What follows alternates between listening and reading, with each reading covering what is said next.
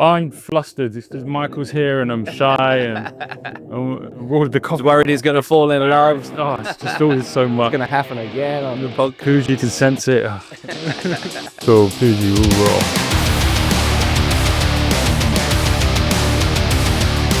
roll. Awesome, man. Alrighty. Let's go. Excited Do it. for this. So I wanted to kick off with a question. How does one ask questions that makes people like them and builds relationships? Well, I love that. There's a message and a messenger, right? So number one, I think asking more open-ended questions, clearly that this is not rocket science, asking more open-ended questions as opposed to closed questions opens up the surface area for exploration. So there's a little bit of technique, but I think it's just the way, the tone with which you ask the question. Have you asked it with genuine sincerity? Have you asked it with care? Have you asked it with eye contact and a smile? Or are you looking for someone more interesting to talk to over your shoulder, Tom? And actually, sorry, mate, I'm going to go talk to Dave over there. Yeah. You know, I think a lot of people, there is this kind of fake language of intimacy that we have in society where it's like, hey, man, how are you? How's it going? Kids are good? Yeah, all right. And then we kind of stop. I think the best people, the best conversationalists there's nothing wrong with small talk. Yeah. There's absolutely nothing wrong with it. And I actually dislike it when people say, I don't like doing small talk. Small talk leads to big talk. You have to do it. You have to become good at it. But I think it's the tone. It's the warmth with which you said it. And did you remember my kid's name? You know, for example, when you asked me, how are the kids doing? Or, you know, was there sufficient sincerity behind the question? Or are you just trying to go from A to B to C to D? Yeah. Yeah. That's really interesting. How would you approach those questions like, oh, how's everything been going? Yeah. Good. Awesome. Not bad. I mean, we're British, so usually say not bad. Yeah, Not bad, thanks. But then also the other extreme is, yeah. Hey, Michael, tell me what your passion is. Yeah. Well, that's it. We can't, a bit like dating, you can't rush to fourth base. So you have to go sequentially through 1, 2, 3. But I think I say you do need to go sequentially, but actually I do love it sometimes when someone in the realm of questions will go first base, second base, and then just straight to fourth. And then tell me, what are you passionate about? Like, what are you working on that's really interesting? I think is a better question. Even just slightly tweaking the verbiage, right? Or saying like, what do you do for work? You know, I have a corporate background in my past life, you know, in my 20s.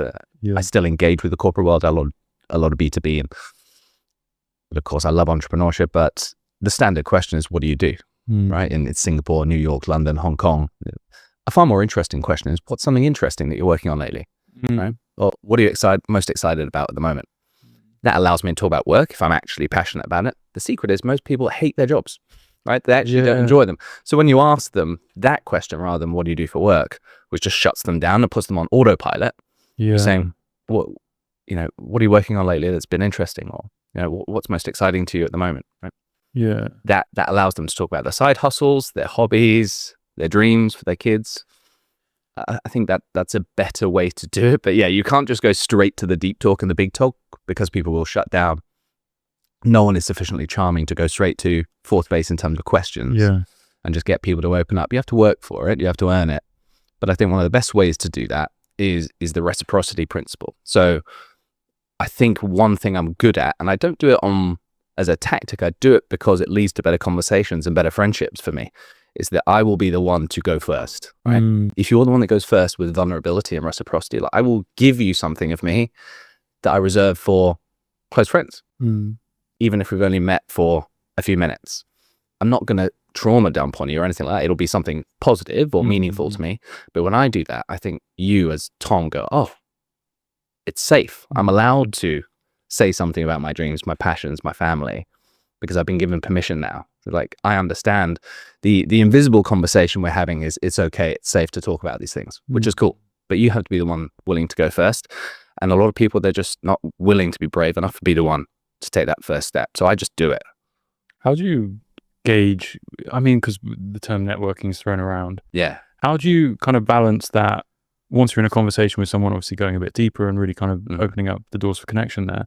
Yeah. But then also being an attractive figure as well, because I think networking goes two ways, right? Yeah. It's like you could go around and kind of talk to everyone and drain a lot of your energy perhaps. Yeah. But then how do you balance that? Like, I guess there's two parts to that question. How do you, without being judgmental, know who's worth kind of engaging with Yeah. And then also, is there kind of like an attraction part to that as well, where people would like to engage with you, and why do you think that is? And is it anything to do with how you've shown up in the room, perhaps, or your general charisma, body language? Sure. Yeah, I think there's a million things to unpack there, and it's a great question because of it. I think you have to strike the right balance between being interesting and being interested. And for me, I always try and over-index on being interested.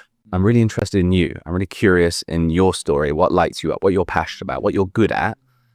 And then I will maybe try and explore the surface area of how we might be able to help one another in a mutually beneficial way, not so I can grab. And I think a lot of people, if they too heavily over-index on being interested, it comes across then as fanboyish or fangirly-ish, right? Like you're too interested, you're too keen on what I do. And then sometimes it comes across as also selfish and narcissistic, because you can feel this person, even though they're not saying it, they're kind of doing the mental algebra, aren't they, in their head of how can this person help me?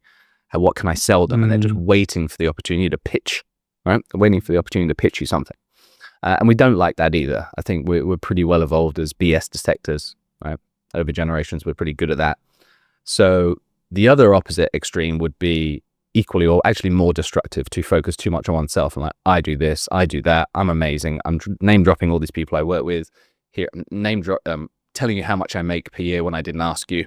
I didn't solicit that information. You just told me what you make last year. I'm not interested, mate. Like I think I can work out probably how well you're doing if you just tell me what you're passionate about and the kinds of things you're doing and the impact you hope to make on the world and you are making, and I'll figure it out eventually. I'm much more interested if you're a decent human being, first and foremost. So, you know, I think we do latch on to other people's energy, and I'm not very woo-woo and spiritual, even though I kind of throw the word energy around, but how much enthusiasm, how much passion you bring into the conversation, even today, right? You know how little sleep I've had over the last 2 days. I could slump in my chair. I could choose to just accept that, oh, I'm really tired. But no, I actually want to have a good conversation with you. So I'm going to turn that part of my brain off that says I'm tired, lean into it, because I want to have a good time for the next hour, 2 hours, however long we speak. And that's a decision we make every single day. When you walk out this door, and you go to your next networking meeting, it's like, do I want this to be average? Do I want this to be mediocre? Or do I want this to be a phenomenal conversation? And most people don't realize that they have the power and the ability to create something from nothing in terms of the relationship that might be extended over years and decades. And, you know, most of the good relationships in my life are not planned. And I mean business relationships now. They were never planned. They were spontaneous. It was because I showed a sincere interest in someone and what they do. And they felt that genuine curiosity. I showed implicitly some value. You know, I have to be good at something. I have to be competent. But I opened them with warmth. And then it's just later, you know, we're kind of going off tangent here into networking to then opportunity creation, right? So the best way to create opportunities is, I think, to open with warmth, genuine curiosity, lead with that, be interested. But then you also have to have some superpower. You have to have something to bring to the table. And the best question I've often put to people who I think are more capable than me in a specific field is, I will say, look, I'll use a very specific example, a guy called Bob Sheard, who I interviewed. I was on the other side of the table. I was the podcaster, right? I interviewed him, episode 23. He's a wizard in the world of brand design. He just released a new book, right, on kind of the future of branding. We've worked with all the big names, Arc'teryx, Nike, et cetera, et cetera. And I said to Bob, after I interviewed him, I was like, that was one of the best conversations I've ever had. We extended, you know, the friendship for many, many months. And I said, one day, this is during COVID, it's a couple of years ago, I don't know where it leads, but I just want to tell you, I dropped him a voice note. He's in the UK, I'm in Hong Kong. I don't know where it leads, but I know that I feel alive when we work together, and I know you feel it too. You know, hopefully that's not too bromancy, right? But I don't know where this leads, but I just want to tell you, I know we don't do anything officially, transactionally together. No money had ever changed hands. But I was like, I think we can do pretty well in business together. And you're older than me, you're more experienced than me. If you can see around corners better than I can, you tell me what that looks like. And I just left it. And lo and behold, he's like, thank you. Let me think about it. And months later, we were working literally with billion-dollar brands in Singapore. I'd flown out there. I was his right-hand guy doing some brand design work. Amazing. Because I built that warmth and competence and the trust over several months. That question you asked, it's a beautifully phrased question. Hey, I just feel like we're alive. Just no pressure. I feel like we're alive and work together. Was it very much a genuine, I just want to communicate that with this guy? Yeah. Or was it thinking, was it more kind of exploring, are there options? Was it very much just, I just need to let him know this? Both. Yeah. It's both. It would be insincere of me to say that I wasn't hoping something would come of it. Yeah. But also the sentiment was 100% pure, right? So the sentiment has to be pure. And again, I said, like, if you can see around corners better than I can, because I'm not exactly sure what the project looks like. I don't know whether it's a consulting agreement, a partnership agreement, an equity thing. I don't know. But I just know that we're really good together. I make you better and you make me better. And because you're the old dog in this relationship, you tell me how this might work. See around corners. Yeah. I love that. Right. Dump that in. Thank you, Julia. Legend. Oh, wow. 2 each. Boom. Wait. It is early. As many as it's you need. Early, so we need this, don't we? Other than that. Are these just black? Just black. Beautiful. Yeah. Okay. Kept it simple. Yeah. There we are. Right. Okay. Get it right. Get rid of the tape. Okay, I'll pop this one now. This is off brand now. Let's look. We're different. I have to hide the brand. Oh. Well, no, it's all right. But it's because obviously. I'll genuinely put it that way. Yeah. Yeah. So Okay. So yeah, I love what you asked. Kind of, was I hoping for a transaction? Yes. But I put 0 demands on him, and I didn't make him feel like he owed me anything. And if it didn't happen, that was fine too. Yeah. But I think one of the things is, ironically, we often forget to tell the people we love the most, or the people we respect the most, hey, I actually love you and I respect you. And I just think you're brilliant. And we just think they understand. And I think one of the best things I've done I did it with Bob, I've done it with other people as well who I work with, my current business partner, Ben, and Neil, and many other guys, is, man, you are an absolute gun at what you do. I just want you to know that. And I think we make each other better. So you tell me what we're going to do. I just leave it with them.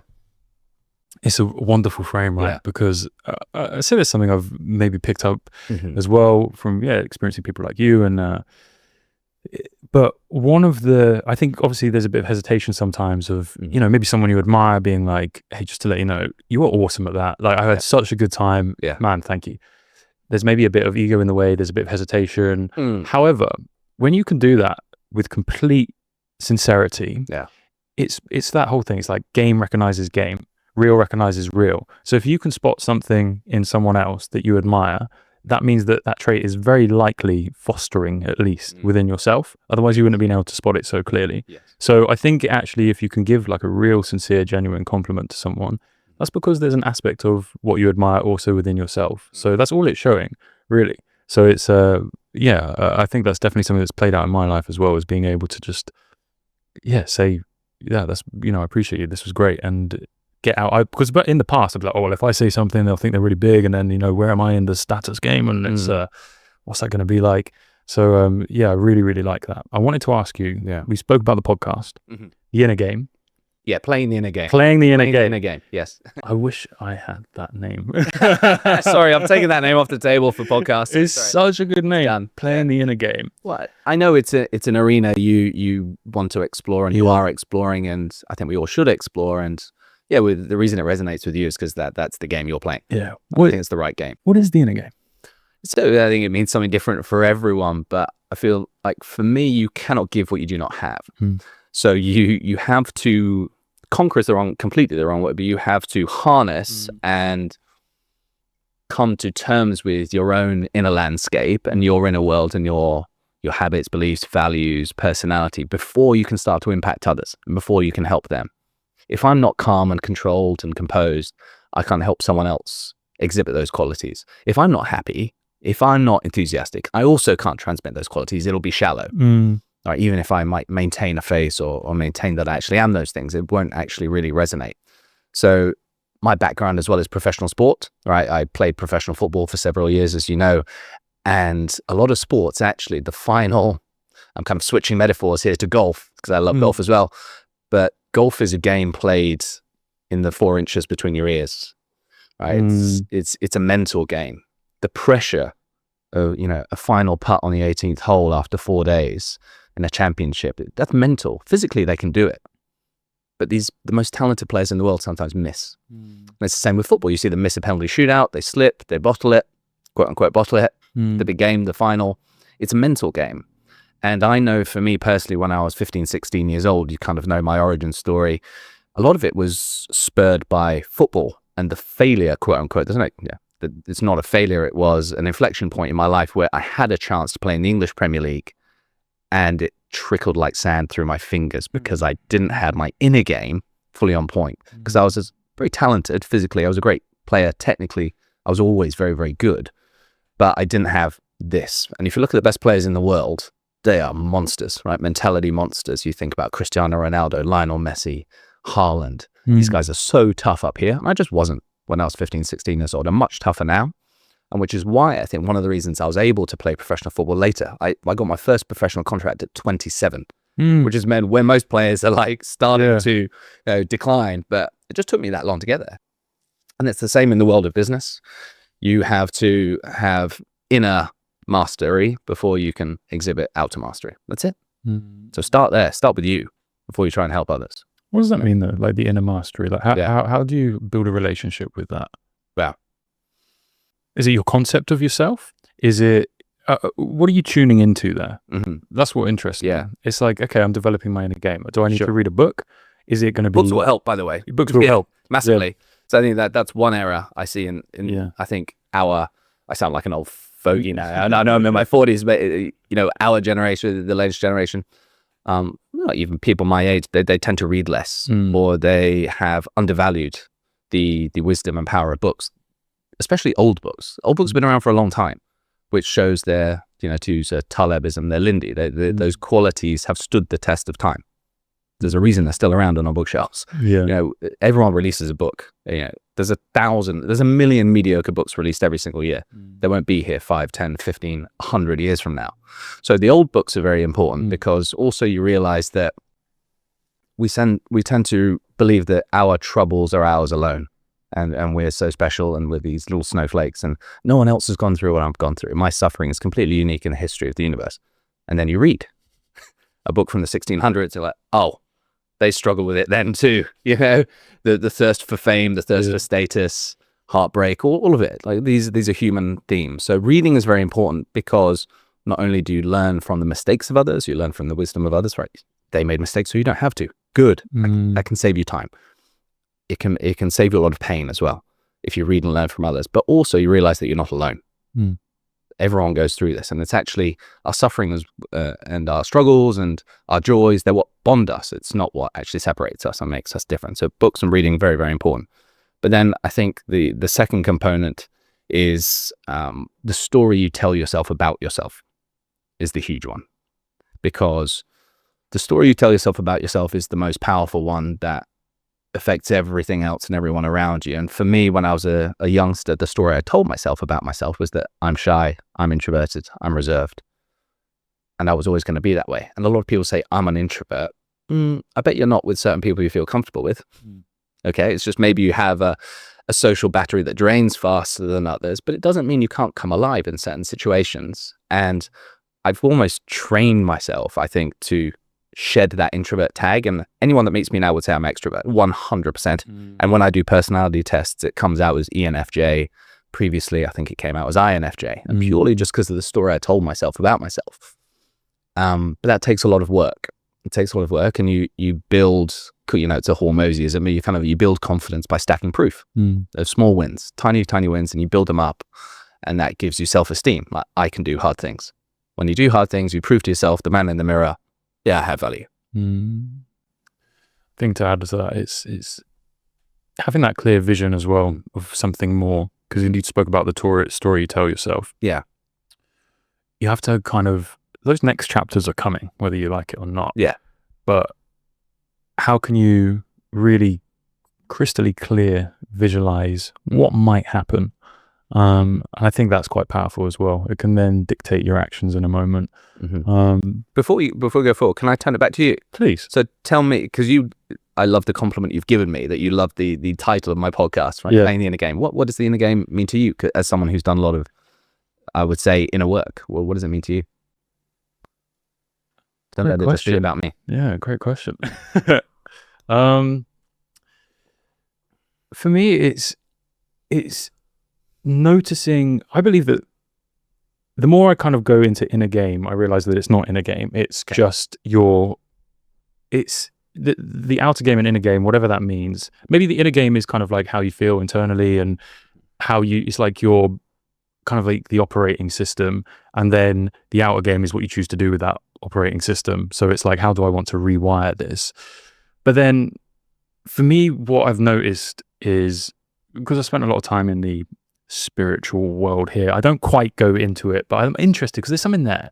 There's no way that people can dedicate their whole being to it and there not be something there. Do I agree that we should all just wear beads and talk about trauma all the time? Probably not. However, there is something there. And then you have maybe the other extreme, which is just forget all that, do. And again, there's something to that as well, because by just doing, you create results, you change who you are as a person, you maybe don't even have to focus on what's going on. But I do think that there's this happy medium of both that can maybe shortcut. And I don't want to say shortcut, but maybe just really accelerate and give you real mastery. You know, I view like the do. It's kind of like hacking at a tree with a blunt piece of wood. It's like, yeah, it'll work eventually. And then, you know, the spiritual side, it's very much more, well, I have all the answers, so why bother? It's like, yeah, but maybe you to stay with your lovely analogy of hacking at the tree with a blunt wood, the inner game, the inner work is about sharpening the axe. You have to spend kind of months and years sharpening the axe. And then when you do actually when you execute and you strike the tree, it comes down to one blow, right? Exactly. Yeah. So that's where I am with it. And I think it's this kind of, the inner game is played when you listen to what's going on outside. Life's giving you people, circumstances, situations to show you where you're not free as a human being, to show you where you're not, where your next lesson is. It's right in front of you. And I think a big part of kind of the spiritual side of things, which I think people often miss, is that everything is a spiritual lesson. So your next stage of spiritual development could be that you need to call your mum. You haven't called your mum in 2 months. Why? What's going on there? Oh, there's something here. That's your next bit of inner game. And it's not this big woo-woo out there thing. It's like, hey, we're all one and we're all source and, you know, let's just all love each other. So, okay, that's great. And I'm sure you feel amazing. However, the real spiritual lessons and the real inner game to play is in front of you if you choose to just slow down and go, where am I not free in this moment? Why do I feel a bit uncomfortable opening up to Michael about this? Oh, why is it? I need to look at that. That's the inner game. And yeah, so that's not a succinct way of describing it at all. No, but I really like how, I think the thing I'm taking out from it, which I really like, is that it's sometimes it's small. It's a nagging feeling. It's this tiny whisper, right? It's like, you need to do something about this. And if you choose to listen and lean into it, then you can start to develop yourself. But most people just barrel on with action and they ignore it and they push it and they push, right? Yeah. Or the other extreme, which we find here a lot in Bali, is go into it and then deeper and then further. And there's all these problems I had about me. Oh, that explains why my life is shit. Now I know exactly why everything's terrible. And now do something, please. Yeah, exactly. So there's a lot of that. We can't sit and navel gaze forever. Right? We have to actually now do something about it. Yeah. So yeah, I mean, how did you come up with the name with playing the inner game? Playing the inner game. So I wanted a name for the podcast that had to be deliberately broad, but also had that essence that you love, and when people read it, they're like, yeah, that's for me. But it had to be sufficiently broad because, to be honest, I want on my podcast, I still do, I have people from all walks of life, right? I have CEOs, I have very accomplished executives, but I also have Olympic gold medalists. I have professional athletes, I have artists, musicians, but I wanted people who have mastered their craft, whatever that may be. So if someone is a wizard in the world of music, tell me about your inner game and your inner landscape and how you arrived there. If you're a wizard in the world of entrepreneurship, tell me about that. But there has to be kind of a common thread. And yeah, I think game suggests progress, gamification, progress, practice, which, you know, I love, right? I always say talent is practice in disguise. That's the only reason I was a decent footballer. It's the only reason I'm a half decent speaker is practice. I did the reps in the dark when no one was watching, when the mic wasn't here. That's why I'm comfortable now. And it's the same with everything. So the only common theme and the common thread for my podcast was, does this person have exceptional mastery?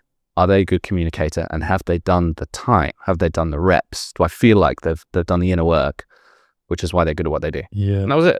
And you can get people from anywhere. You have some awesome sayings. I remember, so for context, Michael came into our kind of mentorship, and you've done 2 amazing masterclasses, workshops for the members. Julia actually joined me for the second one. I was like, come sit down and listen. Oh, thank you. Listen, it's awesome. But I remember the first one you did as well. I was taking notes and I was writing things down.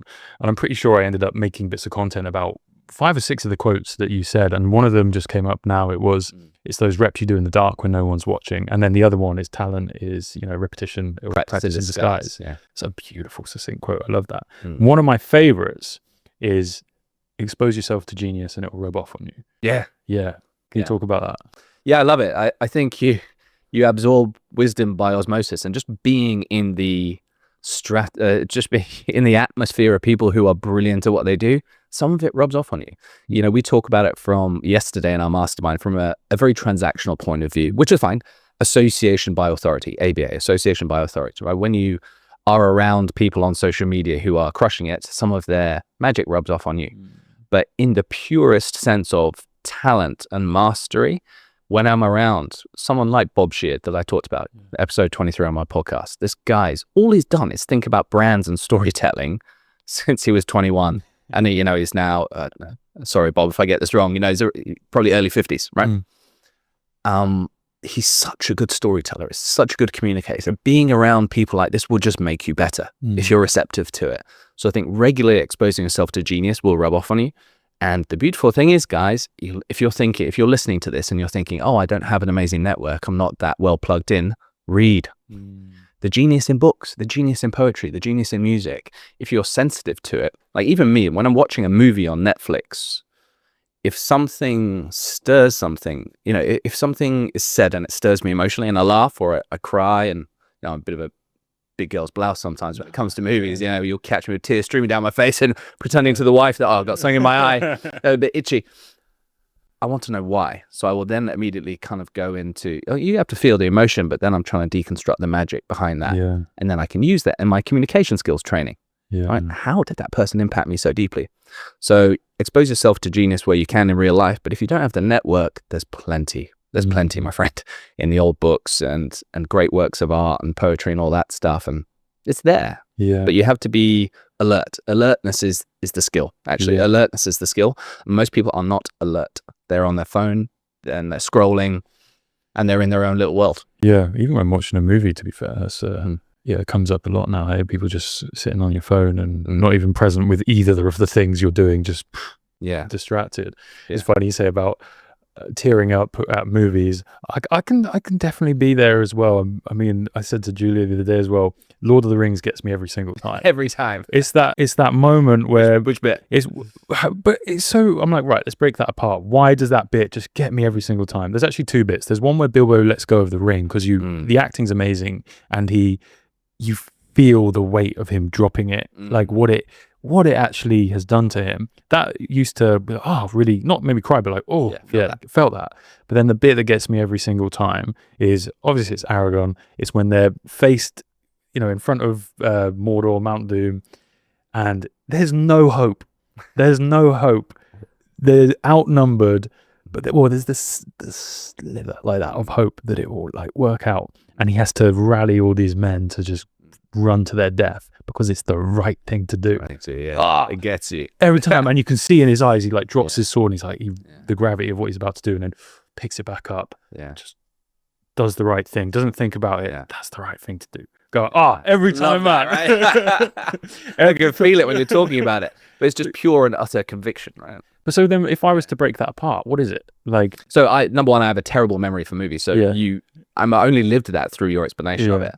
So what I've gathered, I can't even, remember the scene. Like I say, I have a terrible memory for movies. But so the interesting thing, you use the word hope. So hope and optimism are different. So optimism is, there has to be some rational evidence to support why I feel that way. Hope can exist in the complete absence of evidence that things will get better. Yeah. So there's that component. And then there's also just conviction, right? Again, you have values that you stand for and values that you stand against, right? We've talked about this before. Charisma comes from what you stand against. Actually, conviction is what you stand for. And that is deeply attractive to people if you have a very strong compass on what you stand for and what you stand against, right? And it's the right thing to do. He knew with every fiber of his being, this is the right thing to do. Yeah. And he did it. And most people don't. Yeah. Right? Charisma. I've actually not heard that before. Charisma is what you stand against. I learned that from Bob. Ah, no way. Oh, Bob. Yeah. Yeah. Can we explore that? Because again, this came up yesterday in the mastermind as well, right? There's this great idea of us versus them marketing. You need an enemy. You need an enemy. I don't necessarily buy into that, because one of the things I try and live by is like, be for things, not against things. Yes. I would agree. It's much more positive. However, being against things is going to get you more attention. Being, really digging into that. Don't we hate this? You can get that cult-like following. I understand, but that energy in which you attract is the energy you must continue to admit to keep what you've attracted. Yes. So that's why it's a dangerous game to play. So talk about then charisma in the terms of it's what you're against, but how can you do that in a way that is net positive and attractive still? It's a lovely question. And I noticed the same with my very mediocre social media presence, of which I have very little, right? Yeah. I have very little clout online. But I noticed that a lot of when I choose to post on the odd occasion, something very polarizing, something I really stand against, use impressions, engagement goes up. Yeah. But then also beneath the surface, it makes me very uncomfortable because, again, one of my faults is that I'm conflict avoidant and I don't like it. Right. I think I'm able to have uncomfortable conversations. That's part of my inner work that I've done, and I'm much better at it. But it's still beneath the surface. I'm like, ooh, don't like that. Where some people can just barrel through it, or at least they appear to not care what other people think. Yeah. So if I post a polarizing opinion online, that is actually authentic and true to what I believe. It's still, but engagement goes through the roof. So I tend to not do it. But I think that I'll use the best example I can think of with regards to a brand. Okay. And because we've talked about entrepreneurship and what you stand against, how can I do that in a way that is authentic, because it has to be authentic, but is also net positive? So do you know the difference between Adidas and Nike from a charisma perspective? No, but I'm really interested. Okay, cool. This is awesome. So most people, I think, very, very familiar with Nike and Adidas, probably wearing one of those brands on a daily basis. Yeah. So what Adidas stands for and what Nike stand for and stand against are different things, which is cool. So what Adidas stands for is the Corinthian spirit, right? It's the spirit of camaraderie and participation. It's the spirit of participation. So taking part is the joy bit, and it's about teamwork and collaboration, which is why Adidas sponsors the Olympics. The Olympic Games is about togetherness and, and it's also about the Olympic spirit, the Corinthian spirit, and it's why they sponsor the best teams.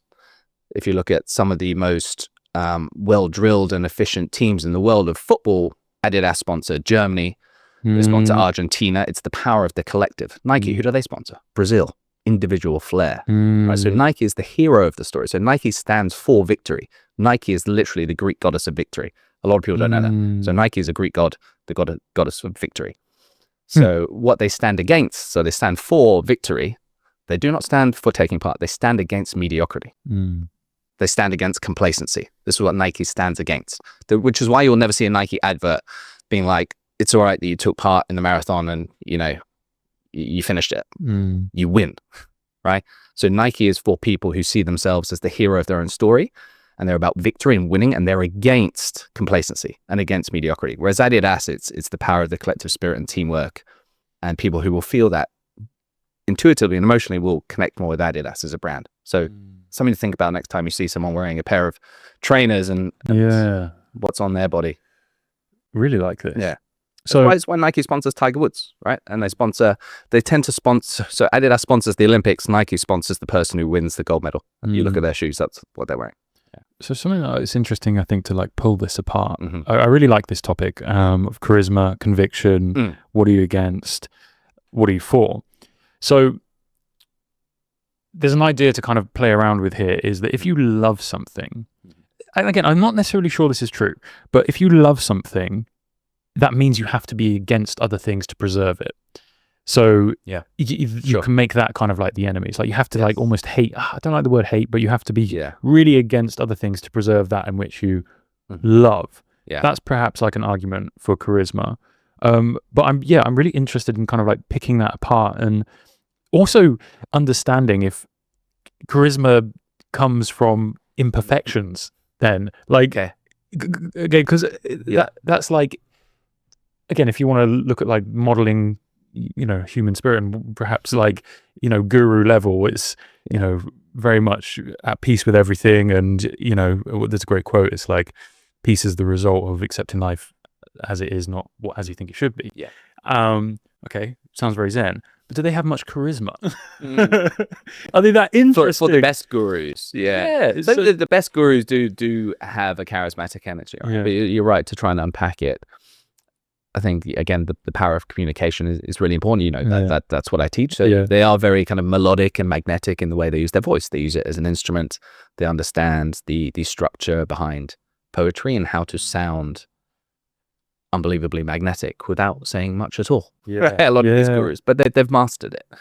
The charisma, I think, it doesn't have to be too forceful what you stand against. Like, I think, you know me well enough to know that I very much stand for family, being a good dad and doing everything for them, which by default puts me against staying at the office till 11 p.m. and going out with the lads. No, I'm going to have one drink with the boys and then I'm going to get home for bedtime. Yeah. Because I love it. Yeah. I love those kids and I want to. It's not I have to be home, because some husbands will say, sorry, the missus is going to kill me if I don't, the wife's going to kill me if I don't get home and put the kids to bed. So I actually want to put the kids to bed. I want to do the bedtime story. So I'm happy to go home. Yeah. And so I think it can be softer what you stand against, but it's still firm. Do you know what I mean? Like you can push against it and it's real, but there's no aggressive energy to that form of charisma, is there? And there's other types of charisma as well. So another way of breaking down charisma is what you stand for, right? The things you stand against. Conviction is what you stand for. We often talk about warmth and competence, don't we, right? That axis of high warmth, high competence, and being high right on the graph. So high warmth, high competence, that person is deeply charismatic because I like them, but I also trust them to get stuff done. Yeah. So that's charisma. But there's also maybe 4 or 5 different types. Some people are just highly, highly authentic. So this is where some of the charisma comes into it. They really don't care what other people think, and they're unapologetically themselves, and they don't try to change. And we find that deeply attractive because we all wish we were like that. I wish I cared a bit less, actually, about what other people thought, and I could just be weird all the time. I want to be weird sometimes, and I stop myself. Yeah. So people who are highly authentic, people who are highly funny and warm, that's deeply charismatic to us as well. I think that's more what you'd vibe with, right? So the energy that person is putting out is deeply charismatic. You can be high empathy as well. Some people, they're just really good listeners. They ask those good questions. If you're going through something, that's the first person you would call. But then if they're soft and warm and fuzzy and bubbly without you need something inside you, because you can't be charismatic if you're not dangerous. So the reason I feel like anyone has real proper charisma is because I'm dangerous and I choose not to use it. Yes. I love that. I have a tattoo, but amazing. It's the sword. It's the life-giving sword. Cool. Yeah. So it's the idea that, let's play with the sword analogy, but tell me about that one. Yeah. Well, it's what you said. It's you have to be dangerous, right? Yeah. So you can't. So where this comes from is you can't ever save a life, or you're not choosing to preserve life if you don't know how to take it. Yes. In a way. So you have to have both. Otherwise, it's not a choice. It's just default. But you can put that into anything, really. You can kind of extrapolate that analogy into anything. But yeah, I like that because it's, people say like, I'm a pacifist. It's like, you don't have a choice. You don't have a fucking choice. Yeah, exactly. No. Yeah. And that's what people misunderstand. Again, I'm not the authority on this, but that's why people misunderstood Gandhi, because they thought he was all about peace and a pacifist. Actually, no, his philosophy was actually, this is the bravest thing we can possibly do, is to lay down our swords, lay down our arms. Yeah. It's a choice. If they want to come and take our heads off, fine. I could fight, but I choose not to. Yeah. And that was the charismatic thing. He wasn't a pacifist. No way. This guy was tough. Yeah. He's tough as nails. So you're going to love this, by the way, because I didn't realize you had that sword tattoo. So the origins of my surname, so it's Campion, right? Yeah. So champion, it's derived from champion. Yeah. So it's a good one. Yeah, I'm happy with it. In the world of surnames, I'm happy with it, right? So there's this concept of nominative determinism. So nominative determinism is the belief that your name, nominative, determines your future outcomes and determines your career and occupation. So this was very obvious in the past. Baker, right? Mr. Baker was clearly, his ancestors were bakers. Fisherman, fish, obviously what he did. Iron, right? We know what that person did. Jeremy Irons, clearly what his ancestors did. And it subconsciously shapes the outcomes of our lives. So Tiger Woods, right? One of the best golfers in the world. Woods. Usain Bolt. Would he have been world champion? That's ridiculous, yeah. Would Usain Bolt be world champion if his last name was like Usain Turtle? Usain Slow? No. Usain Bolt. He's a lightning bolt, right? That's hilarious. Sam Altman is trying to create an alternative to man, right? With artificial intelligence. That one's a bit more contentious. But for me, with Campion, so all my ancestors were basically hired swords. We were freelancers. Literally freelance, a lance being sword. Yeah. We were freelancers. So we were independent. We had no boss. What we would do is if two wealthy landowners or aristocrats had an argument or a disagreement, neither of those wealthy people wants to die. Okay. So what they do is they hire a Campion each. Each person chooses a Campion and they go into battle. This happened in Game of Thrones. If you remember, this one episode where I think it's a Tyrion and I forget, my memory is awful, but that's this great scene, this great battle by the ocean, very dramatic, and they choose a Campion each to fight on their behalf, and whoever's Campion wins, they win the argument, they keep the land, whatever it is. So my ancestors were literally warriors in the arena, freelancers, which is why I think I hate having a boss, and I love being an entrepreneur, and I love having that self-sovereignty, and I have to obey that. You have to obey your DNA, and I think that's pretty cool. I think that's really, really cool. Yeah, I like that idea. I like the idea of sending people out to solve arguments for me as well. Yeah. Yeah. So I'm happy to be a hired gun. Yeah. That's why I'm a gun for hire. And I'm happy with that. Yeah. I'm actually absolutely fine with that. But a lot of people would struggle without the structure. Yeah. Of having a fixed place to be at a fixed time and not knowing maybe where the next gig's going to come from. You have to back yourself to be so good at what you do and also keep the network sufficiently warm that there's always going to be battles for you to go fight on their behalf. You know, people in my DMs this morning literally saying, you know, a VC saying, I'm about to go on the road and pitch, try and do some fundraising. Can we jump on the phone? Can you help me, walk me through the deck? Great. Awesome. This is my wheelhouse. This is what I'm good at. I'd love to help you. I like this idea of turning the idea of entrepreneurship into missions. You know, it's and how you describe that there. It's like, what have I got in my tool belt? What have I been working on that enables me to go and attack a certain mission? And for me, that's quite an attractive way to think about it. And it's why I like Instagram as well. I know it sounds maybe a bit strange, but to be honest, over the last 4 or 5 years, I've made the vast majority of my money off Instagram stories. Wow. Of just whatever I've been working or interested in, and then just knowing how to pitch myself and gauging interest and people coming, oh, that sounds interesting. Okay. And then going through the process there. Yeah. And it hasn't been like super, you know, one thing, just hammer the one thing. It's been a bit more kind of like, oh, I can go and have a mission here now. Yeah. And then there's a mission for a few months, a year. Love that. Comes back out. And then there's another mission. And I really like the kind of malleability of Instagram for that reason. But then also kind of viewing how you just described that, I'm going to take that. You have a great surname as well, by the way. Spark. I mean, thank you. Self-given. Yeah. So what does that say about determinism? Yeah. There's an interesting story around that. I won't say my real surname, but I was coming up in the music industry at the same time. I was also in secondary school education, and I was gigging in the same city that I was teaching. Okay, so you had to really create a pseudonym. I had to have an alias. I mean, my name is Tom, but I had to give myself an alias because otherwise, you know, those secondary school kids, they're hanging around the city all the time as well. Sure. I can't like have my name being like... Yeah. It's always awkward for teachers who have other passions and projects and side hustles. Yeah. Did you know the teaching is the lowest testosterone profession? Is it? Yeah, for men, which is interesting. Well, perhaps one of the reasons that I took myself out of it. And I wonder why that is. And some of the ideas behind that is that, I mean, I got in and then I was like, I need to get out immediately with education.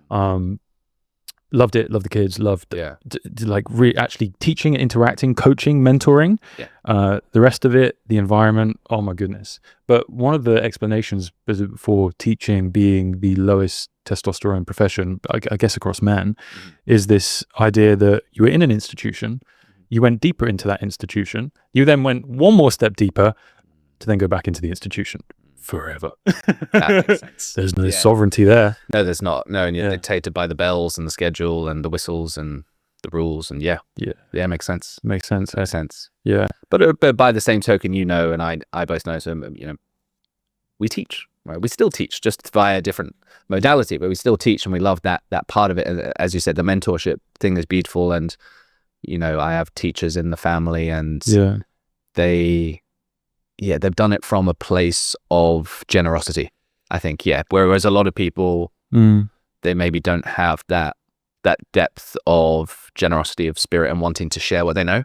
I think maybe it's a fundamental difference as well between men and women. Perhaps, again, careful with how polarizing this is. But I think like that genuine care, and both my parents are teachers for context. Yeah, me too. Yeah. And I love them dearly. And I don't think that, it's not a diss.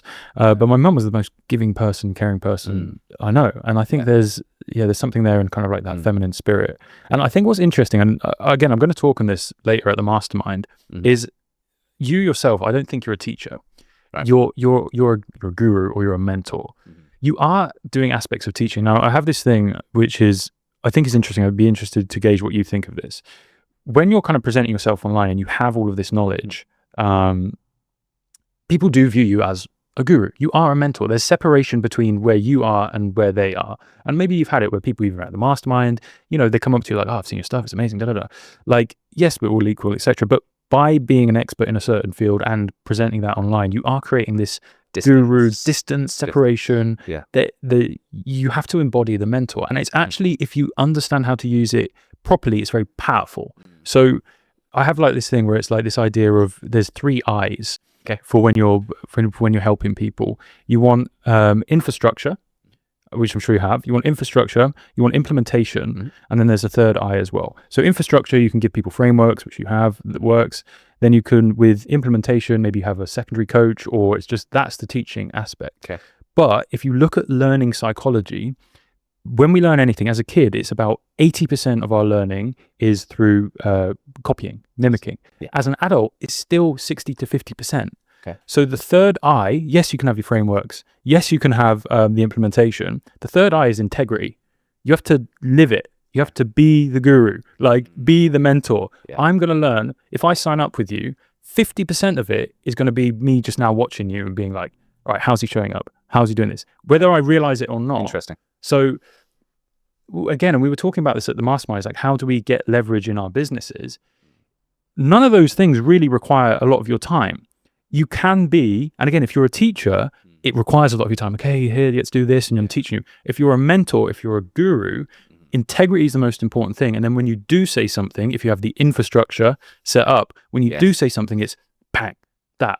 But you can harness that mentor identity. I love that. Yeah. I actually thought you were going to use a different I for the 3rd. Go on, what was the 3rd? I thought you were either going to say 3rd I. Inspiration or imitation. Right, the mimetic aspect of learning. But integrity, I think, is right. What's interesting to me, and I'd love to get your take on it, is that people are drawn to me because of that, the integrity aspect. And I hate the word guru, that's used by other people. Not, I would never call myself that. But the subject matter mastery, right? Fine. They come for that. But then if I don't give them the infrastructure fairly early, they feel lost. Because they're like, I know Michael can help. But then it's always that they just need a couple of frameworks, a couple of acronyms, a couple of hacks. And I hate hacks intuitively. I like trying to give them the whole beautiful operating system, but they just want a couple of hacks so that they can relax into it. And then it goes back to that 3rd I, then it goes back to the integrity again. And I lose people if I just stay in the other areas, right? The implementation and the integrity. And it's funny. Framework. We need frameworks. We need a skeleton. They need the skeleton. They need the skeleton. So I find myself bouncing back and forth all the time. And what's sometimes frustrating to me is that I will give them all of these frameworks and I'll tell them how to implement it. And all they remember, or actually all they want from me, they'll message me after the session and be like, Michael, it's that one sentence you said that stuck with me. Pretend everyone was sent to teach you something. Right. It was from one of my sessions the other day. I told him, pretend everyone you meet was sent to teach you something. And he messaged me after. We talked for like an hour and a half. And that was the only thing he took out. But that's all he needed at that time. It's perfect. So I can't be upset. I love this, man. This is a great topic. I like that idea that it's, people just take that one thing they need. And if you look at, it's like, if you look at the gurus or the mentors that, okay, so here's the analogy. So if we take that back to education, you had your teacher who was there with you for 3, 4, 5 years. You see them every day, and you have some fond memories, but also you were bored of them. You told them, like, they're ugly, and like, your wife's going to leave you. Like, I don't know, like, kids are mean. Like, if you have different teachers and it changes every year, but if you were stuck with the same one, then that will happen. So you have this relationship. Well, you do kind of respect them, but also you see them every day. So you have this almost casual thing. However, I don't know if when you're at school, maybe you had a guest speaker come in, did an assembly, and now that's me. And you're now like, that's the role I play. But the impact that, I mean, I have people came in. I remember we had an architect come in, just literally to talk to us for an hour. And he just said about one thing that stayed with me. He was like, I think KL is like the future because the Patronus Towers where they have the connection. He's like, this is what the future is going to look like, where people are connected on the high levels. And I just always remembered that. And I thought, he's so cool. He's an architect. I spoke to him for half an hour. And then that shows the power between being a teacher versus being a mentor, being a guru. Like, that stays with you. Yeah. Great example. Yeah. And so I do a lot of talks at schools and universities. And I always actually say to the teachers, because they've hired me, they've brought me in, or the principal or whoever it is, the chief of staff at the universities. And I say to them, I have a laugh with them before I get on stage. I'm like, I know you tell this to the students all the time. And it's just, don't take it personally. They're going to enjoy my session or they enjoy yours. But because it's the messenger, not the message, and we have a laugh about it, I tell them, like, I fully respect what you do, and I know you have a deep understanding of your subject matter, and it's going to be funny, but they're just going to relate to this so much more. And it's only because they're used to you. And they're just familiarity breeds contempt. And I'm just a fresh face and a fresh voice for them. So I love you, I respect you, and thank you for bringing me in, because we all need it. We all need the fresh voice. Yeah. Familiarity breeds contempt. Unfortunately. That is true, isn't it? Going a bit tactical now. Sure. And I'd like to kind of give people an opportunity to have a window into your work as well. They definitely have already, but in terms of perhaps some actionable steps that they could take away today to actually improve their communication, to improve their speaking. Sure. I know you've really helped us in all of the workshops you've done, and with Darren as well, some just real actionable advice. So I think it'd be great to kind of aim this at entrepreneurs, at people who are also looking into entrepreneurship, creators, people who are perhaps speaking on camera. What are, let's say, like 3 hacks? So I know. The thing is, it's what people remember and they need it. So yeah. Okay. I think maybe we do like, maybe principles or whatever you think is interesting. I think that'd be really, really cool. Sure. I'm going to start doing them as well. Maybe you can use me as an example of how to improve. I think you probably do a lot of them already intuitively. So I think if we're talking about entrepreneurs, the thing they struggle most with is the elevator pitch, right? How do I present myself in an interesting way in the space of 30 to 60 seconds? Because you're constantly going to events, or you're pitching, you're asking for investment, you're on camera, you're on a podcast. So Michael, tell me what you do. If you can't do that in 30 to 60 seconds, you've lost me. So most people here is where they fumble and they try to tell the entire story, and they use the word and then, and it's very chronological. What's far more interesting to people is like, what did you see? What did you feel in your life that instigated this change? Right? What is the emotion behind what you do? Yeah. Ooh. So it's not really the tactical implementation, but what's the emotion behind what you do and why you do it? That draws me in. Then you can tell me who you help and how you execute it. But you need to do that in the space of 60 seconds. And most people, the key here, for me, I'm old school, I'm in my 40s and I love to write, is please, for God's sake, write down and refine your elevator pitch. The number of entrepreneurs who actually make decent money, those who do and those who don't, I'm like, have you written? Michael, I struggle with my elevator pitch. They'll tell me that privately, even though online they're quite famous, have clout. I'm like, have you written it down? I'm like, no, I just wing it every time. I want to scream. The reason I sound polished, hopefully, and other people sound polished, people far more accomplished than I, is because I promise you, they have written it down 1,000,000 times and rewritten it. And the magic is you're not scripted, Tom. What you're doing is refining the ideas and getting all the dirty water out. It's like turning on the tap. Most people just turn on that rusty tap in the old New York apartment that hasn't been cleaned for a while, and the water's brown. You need to let all the dirty water come out before it starts to run clear. And that's what the act of writing is. It's an act of distillation until the water runs clear. And then you can start to chisel away the fat. You're left with the muscle, and then have fun with it. right? You've got the script, but then what are 3 different angles that I could use to play with it? I'm going to use a different case study. I'm going to use a different person, a different example, depending on who I'm speaking to. So if I'm speaking to someone very corporate, I might use a different example. I might drop some different names in there. If I'm speaking to an entrepreneur very early in their journey, I'll use something else, etc., etc. So I think really practicing that elevator pitch, and then even recording yourself, again, as a hack. Most people haven't had as much practice as we have, breaking the third wall, looking at the camera, going down the line and actually doing it. And it feels really awkward to record yourself. If you've seen anything of mine online, I very, very rarely actually do kind of, the selfies and film myself, because I still find it awkward. I'd much rather be on stage with thousands of people, because it's real. Yeah. But record yourself for posterity, and it will actually help you. And you can do the review.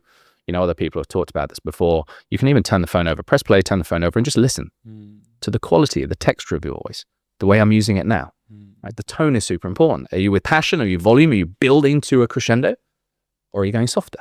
Do they need something a little bit more considerate from you?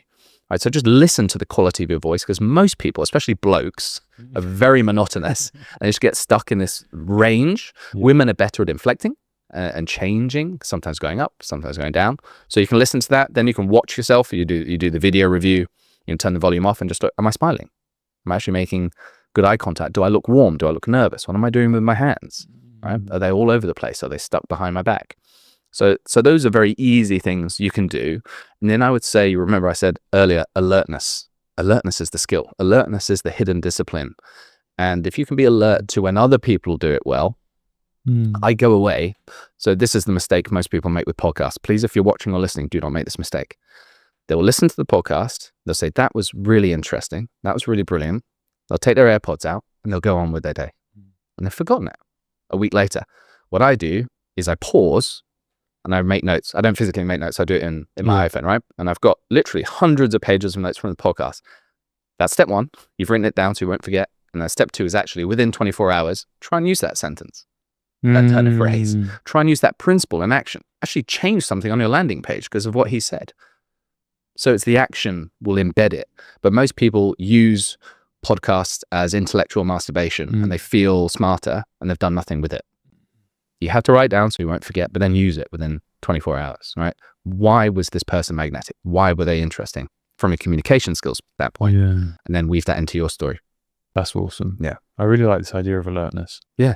I really like it. It's so key, because I'm sure the people we hang around with, a lot of them will listen to podcasts religiously, right? So I'm like, okay, so what do you remember from the last podcast? I can't remember. It was pretty good. What have you actually implemented? You need to marry both. It's just entertainment disguised as education, really. Okay, awesome. So write down your elevator pitch. Refine it, listen to it, practice, tonality, pacing. Contrast. Okay. Cool. And what is the emotion behind it? So what most people get wrong is it's purely informational. And information without emotion leaves me cold. I'm not moved. So how were you feeling in that moment, where the origin story when you started your business, or how do your clients feel when you work with them? What are you tapping into? Because there's a million different angles, but there's actually only a limited subset of universal themes. We all understand love. We understand envy. We understand status. We understand greed. We understand revenge. These are all emotions we can all relate to, no matter if you're Chinese, Swedish, English, it doesn't matter. So how can I convey that in a very short space of time to make me interested? You got to get to the point really, really quick. If you want like another quick framework, and this helps people. So one of my favorite frameworks is the PREP framework. So it's easy to remember, PREP. So most people struggle when they're asked a question on the spot, right? Or they're asked to come up with something. Like even this would be terrifying, I think, for most people. The podcaster is going to ask me questions. I haven't prepared. We don't have a script. You got to just back yourself in the moment to come up with something that sounds intelligent. So PREP is point. Get to the point really, really quick. So I would say, you asked me, why are some people great communicators? Talent is practice in disguise. That's my opener. Strong statement. And then I give a reason. Reason being, Winston Churchill, or the most powerful speech in the world that saved World War II, right? He practiced that speech for days, months, years. His father told him he would amount to nothing, by the way. But he would pace his London apartment, practicing these speeches, writing them. And so when he got on stage, he seemed charismatic and he seemed powerful, but he practiced when no one was watching, right? The reason I became a professional footballer, I wasn't more talented than the other kids. I just practiced more than anyone else. And I did all the reps when no one was watching, okay? So reason, right? Example, I give an example, and then you finish with the point, but wrapped as a principle, wrapped in wisdom, right? So, and I reinforce the first point. So as a principle, greatness is made in the dark when no one is watching. You have to be willing to work without applause. Right? So, and that's just a neat way. It's just a neat way of doing it. You did it neatly in 30, 60 seconds. There was very little fluff. It had substance. And people who need to think in a more left brain logical way can go through it, right? Point, reason, example, a case study, and then point as principle, point as wisdom wrapped in a lesson. That's unbelievable. Yeah. Okay, cool. Right. Let's go for a third as well. Do a third. Let's go a third. Yeah. Yeah, I'd be interested in that's. I love these. Mhm. Let's maybe take a different angle of what could charisma killers be. Yeah, Love that. So rather than things to do, like things we need to watch out for. Charisma killers, biggest charisma killers. The most obvious one that almost everyone does, and I see, is too many filler words and too many filler sounds.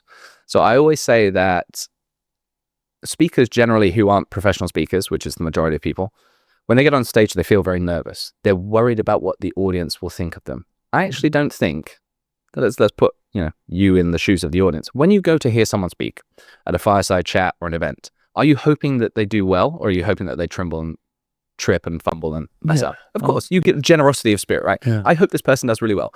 I'm giving you the benefit of the doubt. So your audience gives you the benefit of the doubt. You actually start at 100% because you're a professional speaker. You're on stage. You are the chosen one. But every time you say or so, so basically it's kind of like this thing, but actually this is how most people speak, and it's horrendous. So the more you can eliminate those filler words and those filler sounds, the cleaner you can get your speech, the more charismatic and competent you'll be. Because every time you say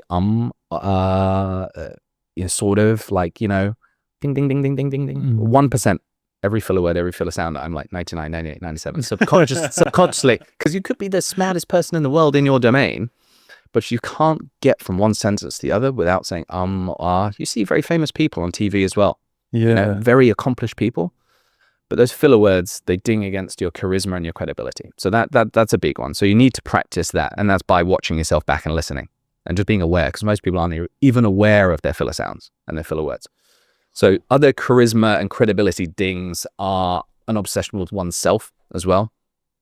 So every time we talk about the power of storytelling in business, it's very important to tell stories. I can help you actually break down what a story is. That's fine.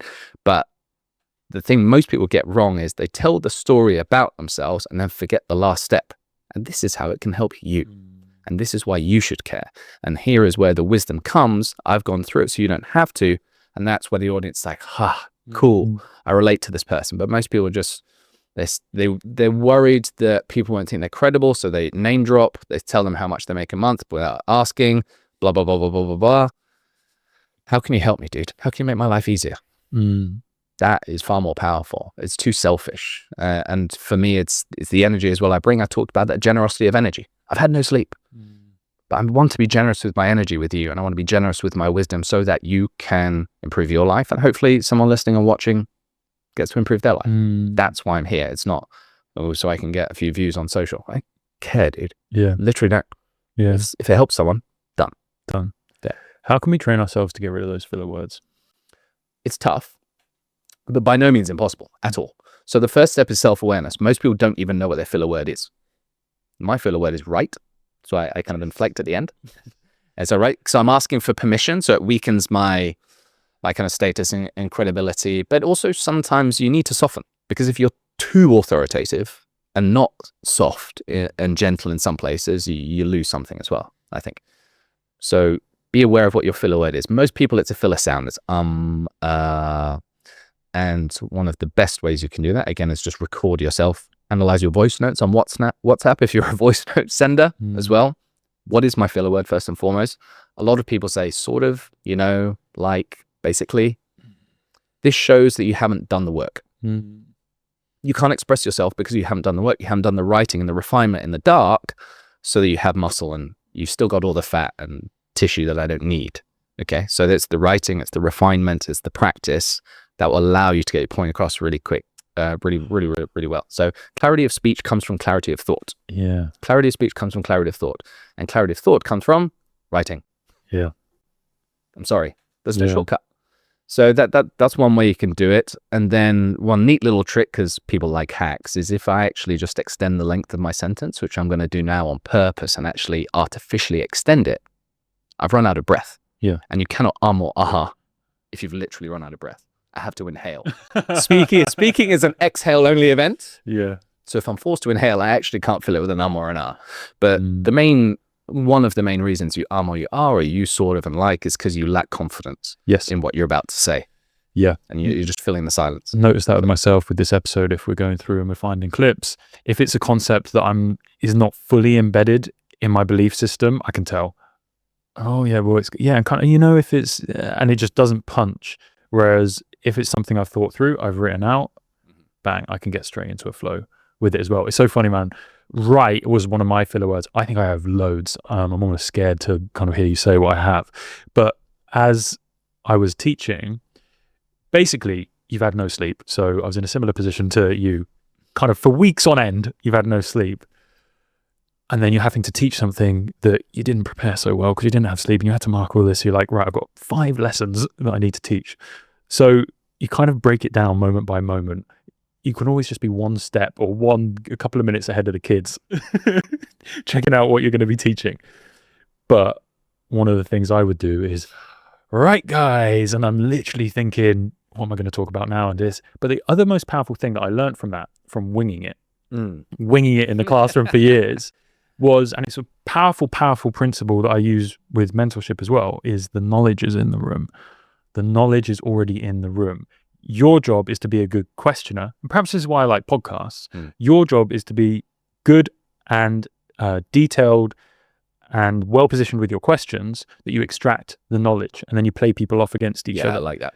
And I think it's a really good belief whenever you go into any coaching calls as well, because it makes people feel engaged. And then if you were a kid in school and you remember when the teacher was like, yeah, exactly, that's it. And then what could that mean? You're so engaged. It's at the kind of cusp of your development and understanding. And so you're so engaged and you really remember that lesson. You like that teacher because they pulled it out of you. Yeah. So maybe something to check out. I've showed Darren all of this. It's called Bloom's taxonomy. I'm not sure if you come across. No, not familiar. Yeah. So it's a questioning framework it's again around the psychology of learning, but it goes all the way from retention questions, like what happened, all the way to kind of the higher level thinking of how could, why might. Okay. So you kind of want to work your way up. You get retention and you just gradually work your way up, and you want to be getting kids, or you want to be getting your students to ask themselves the why might questions. And that's when you already know the answer. Your job is to guide. That's what a good mentor does. But questioning is a really, really powerful way to do that. Learn it through winging it. Learn through winging, ironically. That's all I've been doing now, is just asking good questions, and people think I'm smart. That's what I do. Well, I love, me, I'm a podcaster as well. I'm very often the host, not always the guest. I'm very often the host, and I love it, right? I love trying to extract and pull out the genius in other people. I find that fun. I really enjoy that. And I think the thing you'll love about, I think, this quote is, because it's probably very, very true to you and how you try to live and move through the world, is that if you want more beautiful answers, ask more beautiful questions. So, and what most people aren't very good at is asking the beautiful question that opens up possibilities and gets people thinking, why might this happen? How could I apply this differently? And you're getting the person in real time who's already very competent to reach beyond kind of the limits of their knowledge and extract something new. That's awesome. Yeah. We're going to have to wrap up, but I want to ask one final question. Sure. Something I've been wanting to ask you. What is genius to you? What is genius? I know, because I want to put this maybe in the context of poetry. I know you love your poetry as well. So for you, what is genius? I think there's, again, this is not actually a concept that I have managed to arrive at a satisfactory conclusion for. Okay. But it's something I spend a lot of time thinking about for other people. Like, what is your zone of genius when I'm coaching people? So I'm trying to put them in their zone of genius and get them to live there and sit there, because that's where they can help the most people. So there's two parts to it as I see it. There is the part that is untouched and can never be touched by anyone else or anything, and it lives inside of you, and it's activated and turned on by practice. You know how I said talent is practice in disguise. So I think if everyone's superpower is different, and quite often you're like this, I think the superpower is next to your biggest wound, right? So if you are someone, usually the best counselors, coaches, therapists are people who have gone through intense pain and suffering and gone out the other side. And that's the only reason they can help you. Because if they hadn't lived that, they wouldn't be able to give you what you need. Okay, so they're not perfect beings, but they've gone through things and emerged out the other side. But it has to be the thing that makes you feel most alive. And that's what I'm trying to point people towards. There will be something that feels just intuitively right. And it feels like play, and you lose track of time when you do it. Okay, so for me, it was always football growing up, and I played professionally.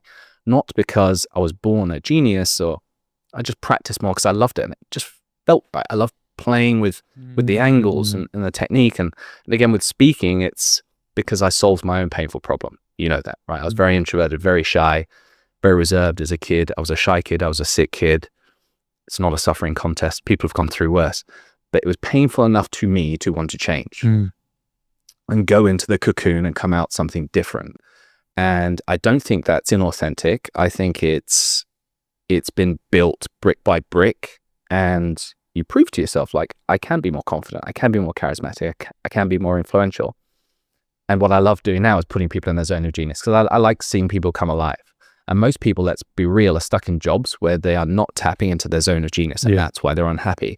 They took the safe option, like I did in my 20s. I went to uni, I went to business school, and I was in banking. And I was so uncharismatic. Well, maybe had a little bit about me, but I felt like a shell of myself. Like, why? I'm making good money. I drive a BMW. I'm in my 20s. So it's just so misaligned with actually what I'm good at. I need to be around people, not pushing numbers around 6 screens as a trader. So I think getting people to feel, what is it inside of you that makes you feel alive? That's what the world needs, because that's how you can be of most service. And really, for me, it's about acts of selflessness and acts of service. That is the best place to be. That's awesome. It sounds like the inner game. Does. Yeah.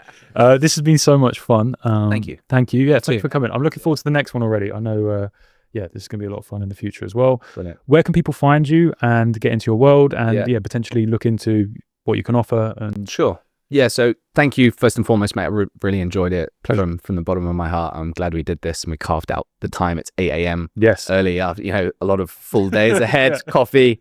So I'm really glad we did it. People can find me, consistent username, Michael X Campion. So my middle name is Xavier. michaelxcampion.com is the website. YouTube, Michael X Campion. Instagram, Michael X Campion. Same on LinkedIn as well. So I help people communicate with confidence, whether that's businesses, individuals, and if you think I can help, I'd love to speak to you. Amazing. Michael was amazing. Cheers, Tom. Appreciate Thank you, that. my brother. That was fun. Thank you. How was that, man? Enjoyed it.